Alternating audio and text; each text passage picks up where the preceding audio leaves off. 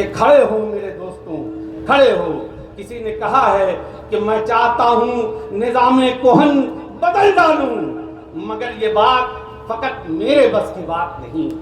उठो उठो मेरी दुनिया के आम इंसानों, ये काम सबका है, 2-4 गज की बात नहीं। जब हमारी धरोहर पे हमला होगा, हमारी जो गंगा जमुनी तहजीब है, जो हमारा मिलाप है, उस पे हमला होगा, तो हम सब खड़े होंगे एक होकर के और कहेंगे कि इसमें ना कोई हिंदू है ना मुसलमान है, हम सिर्फ हिंदुस्तानी हैं। ये आपका फकीर बेटा चाहे जैसा भी हो, लेकिन इस जिले में मेरे भी खून और पसीना मिला है। हम लोग मिल के लड़ेंगे, ऐसा लड़ेंगे कि फिर ये दोबारा पर्चा भरने की हिम्मत नहीं करेंगे, लड़ना तो दूर की बात है। और हम 5 विधानसभा में ऐसा लड़ेंगे, ऐसा हराएंगे इनको कि दोबारा पार्टी जब इनसे कहेगी कि जाके लड़ो, तो कहेंगे भैया हमको वहां से बकसिए, हम नहीं जाएंगे। इसलिए यकीनन ये लड़ाई हम जीते हुए हैं। लेकिन हाँ, एक बात जरूर है कि कभी कभी वो खरगोश और कछुए वाली भी कहानी हम लोगों ने सुनी है कि कभी कभी हम जीते हैं तो हम आराम से बैठ जाते। जैसे हमारे एक साथी ने कहा कि चूंकि 22 में इसलिए चूक हो गई, और ऐसा हो भी सकता है, स्वाभाविक है कि हम 10 सीटें जीते थे तो हम ओवर कॉन्फिडेंस में थे और मेहनत कम हो गई। और मेहनत कम होने से ये हुआ कि हमारे वोट जितने पोल होने चाहिए तो उतने नहीं पोल हो पाए, घर में बैठे रहे लोग, नहीं निकल के बूथ पर जा पाए। तो ये भी करुणा भाई कह रहे थे, मुझे उनकी बात अच्छी लगी कि आप लोग चूंकि देखिए सही बात यह है कि मेन लड़ाई तो कार्यकर्ता और संगठन के लोग ही लड़ते हैं, इसलिए मेन सेना तो आप ही हैं माननीय सांसद जी। मैं आपसे अपने सांसद की तरफ से, अपने प्रत्याशी की तरफ से हाथ जोड़ करके ये अपील करूंगा, और मुझे भी ये बात बहुत ठीक लगती है कि आज से ही अगर हम ये रूटीन बना लें कि कल सुबह से हम अपने गली मोहल्लों को चार्ज करना शुरू कर दें कि भैया सब लोग तैयार रहो, वोट देना है। और खाली वोट ही नहीं देना है, बल्कि इस बात पे भी नजर रखें कि हमारे वो कौन से वोट हैं जो बाहर हैं, वो मौके पे नहीं है, या उस मौके पे बाहर जा सकते हैं, उसकी व्यवस्था भैया हम अभी से हाथ जोड़ करके करें कि भैया कुछ हो जाए, हाथ पैर जोड़ के कि हमरे वोट को दे के ही कहीं जाना है। पहले वोट दे दीजिएगा, उसके बाद जहां जाना हो जाओ, क्योंकि ये 5 साल में एक बार आता है, लोकतंत्र का बहुत बड़ा पर्व है। और एक बात मैं ये बता दूं, मेरे जैसा आदमी, चूंकि मुझे कोई शर्म नहीं आती इस बात को कहने में कि मैं नेता अच्छा नहीं हूं, मगर मैं इस देश का एक जिम्मेदार नागरिक हूं, और मैं एक सामाजिक कार्यकर्ता पहले हूं, उसके बाद सो कॉल्ड नेता।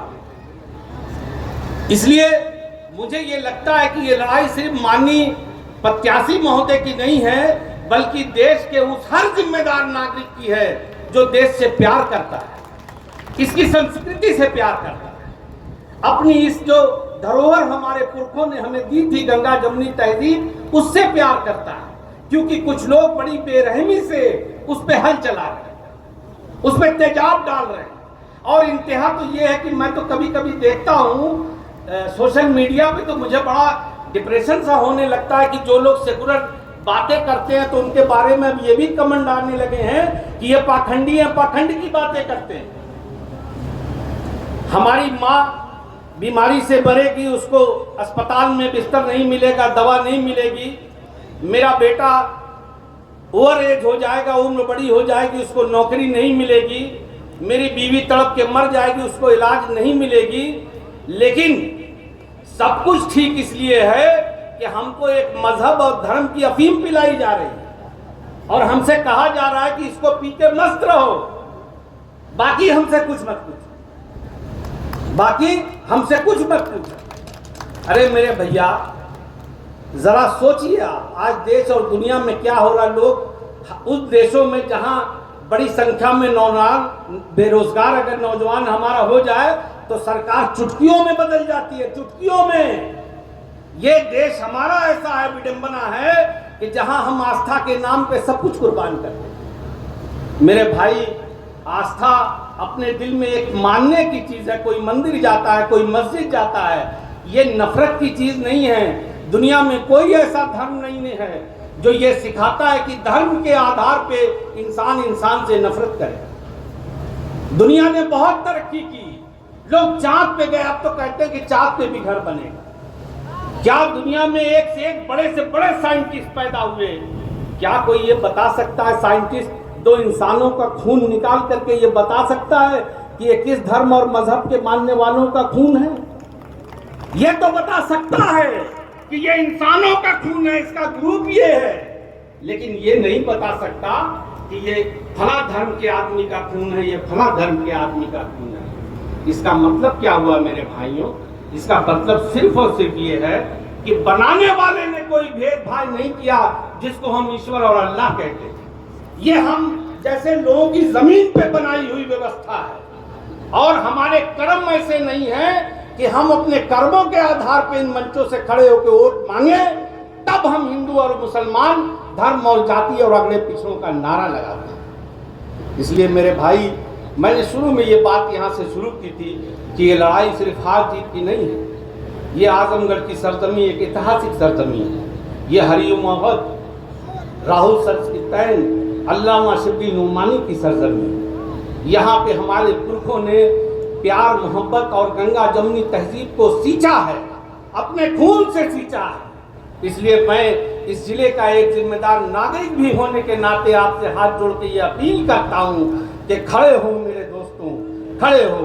किसी ने कहा है कि मैं चाहता हूँ निज़ामे कोहन बदल डालूं, मगर ये बात फकत मेरे बस की बात नहीं। उठो उठो मेरी दुनिया के आम इंसानों, ये काम सबका है, 2-4 गज की बात नहीं। जब हमारी धरोहर पे हमला होगा, हमारी जो गंगा जमुनी तहजीब है, जो हमारा मिलाप है, उस पे हमला होगा, तो हम सब खड़े होंगे एक होकर के और कहेंगे कि इसमें ना कोई हिंदू है ना मुसलमान है, हम सिर्फ हिंदुस्तानी हैं। और ऐसी ताकतों का सर कुचलेंगे और कुचलने का काम करेंगे जो इसको बिगाड़ रहे हैं, इस दिशा में देश को ले जा रहे हैं। इसलिए मैं दिलो जान से अपने राष्ट्रीय अध्यक्ष और उनके पीडीए के नारे को ताकत देता हूँ। और दुर्गा भाई, एक बात और आपसे कहना चाहता हूँ, क्योंकि आप बहुत प्रेमी और भावुक आदमी हैं। ये मेरी जबान ले लीजिए आप कि किसी कोई ताकत नहीं है जो यहाँ पे विधानसभा, ये जो सदर है, यहाँ से कोई पीछे कर देगा माननीय सदस्य महोदय। ये मैं आपको जबान दे रहा हूँ, क्योंकि मैं उसका जिक्र नहीं करना चाहता हूँ। मैंने कहीं आपको किसी मीटिंग में बहुत भावुक देखा है, इसलिए मैं ये बात कह रहा हूँ और इसको कहना भी नहीं चाहता, क्योंकि बड़बोलेपन से मुझे अच्छा नहीं लगता, ये छोटेपन की निशानी है।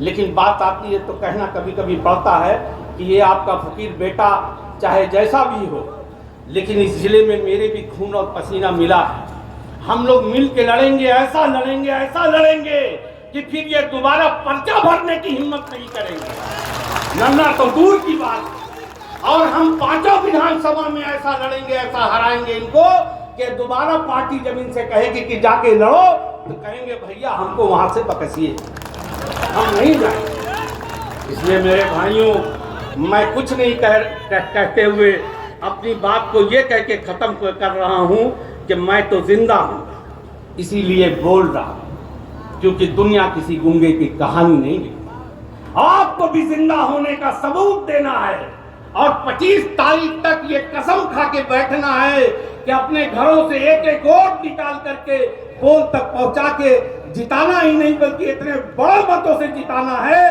कि ये देश की एक बड़ी जीत बन जाए। खुदा हाफिज, नमस्कार, जय हिंद।